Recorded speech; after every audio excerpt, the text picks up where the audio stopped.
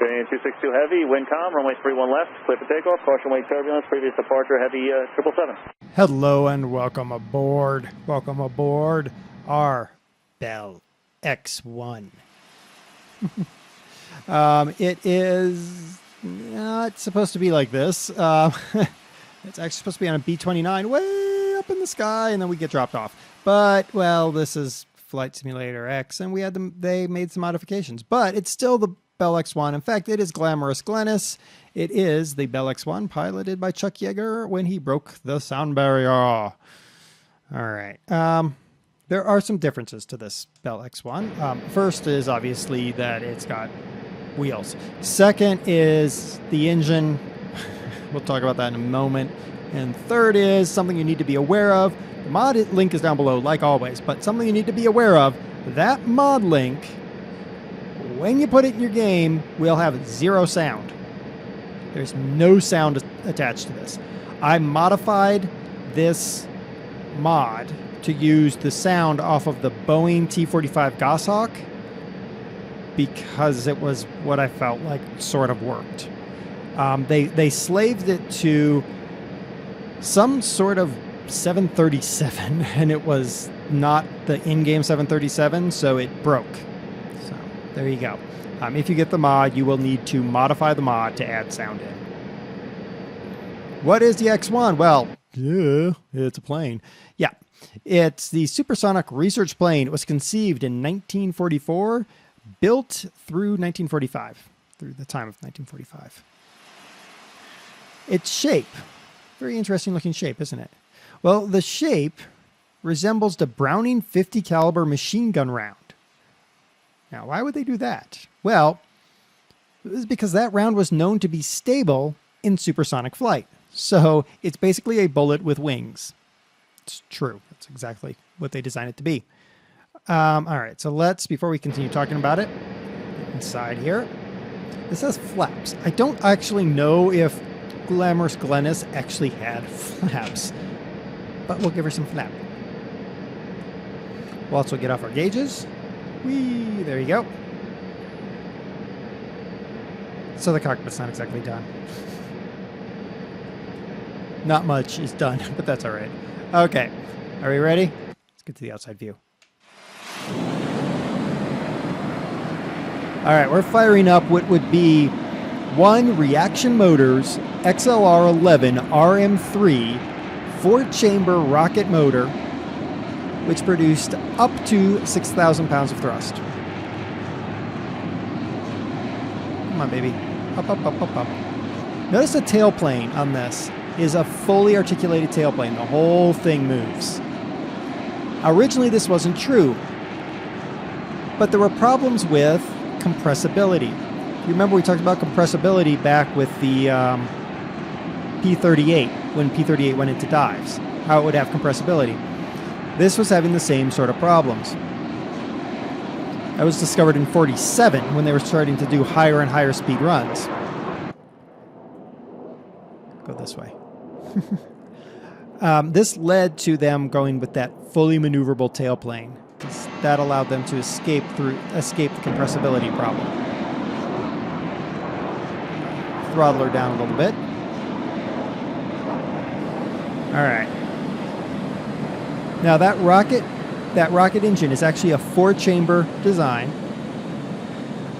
It was designed by Reaction Motors because they were the only company at the time that was producing liquid-powered rockets that were reliable. It burns ethyl alcohol diluted with water and mixed with liquid oxygen as an oxidizing agent.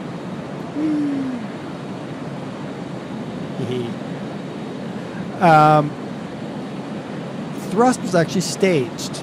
There was 4 stages of thrust.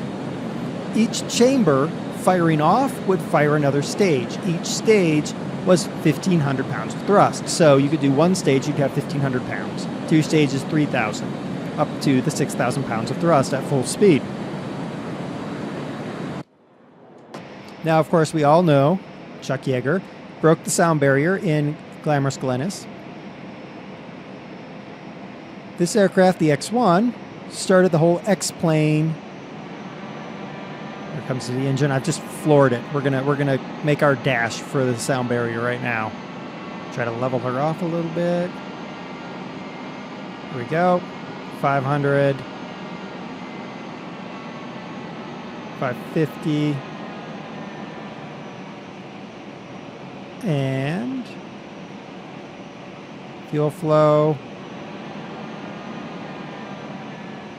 She doesn't want to go. Why don't you want to go, baby? You already burn out all your fuel.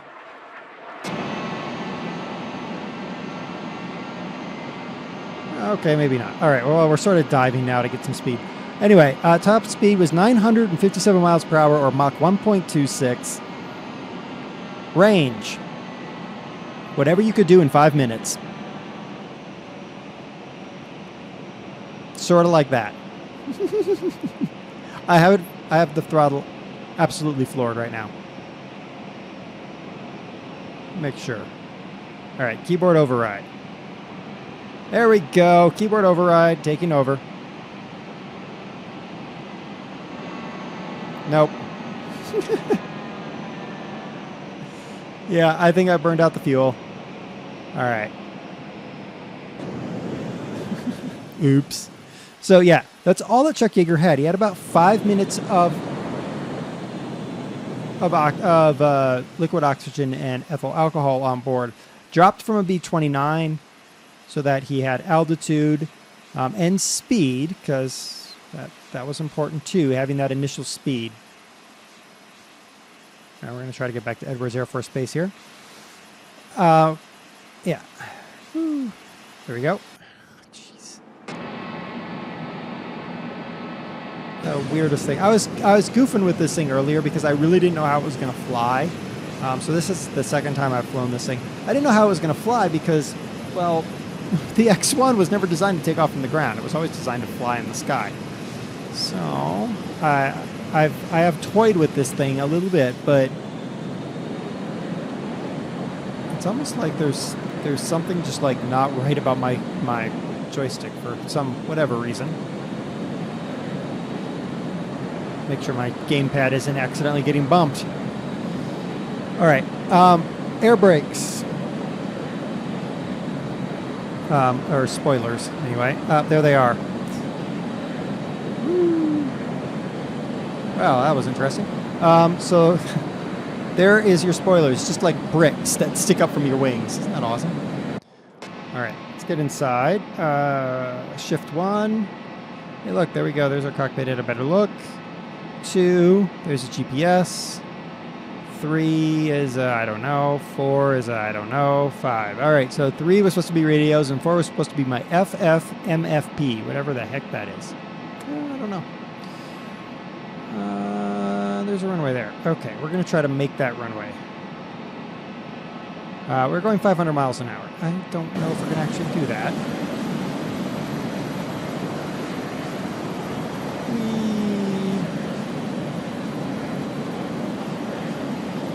It is a neat little aircraft. And I mean, it's a very important aircraft in aviation, since it was the first aircraft, excuse me, the first aircraft to break the speed of sound. Here's my little pilot there. Notice his hands are not even on the control stick.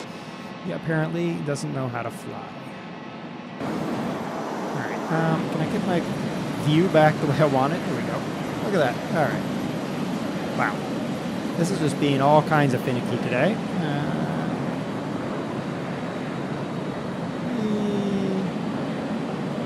I'm going to make a splat if we're not careful here. There's my runway. Oh, there's my runway. Oh, I got all kinds of runway. I'll be fine. What's the worst that can happen, right? Right. Let's go with that one. All right. Come on, baby. I just want you. Flight Simulator, I would like you to stop fighting my my looky stick. Stop it.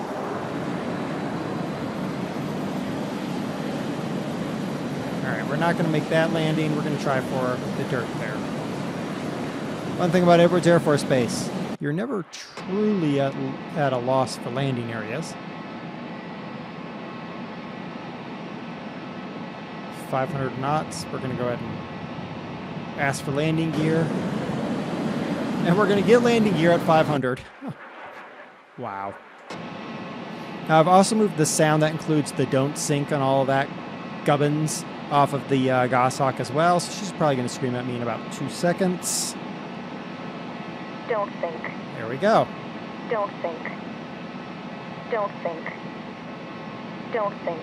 Quiet. We're going to make it. I really don't care if we don't make it, honestly, because this is just being really weird today. Don't think. Don't think. I landed this at Vancouver Airport earlier.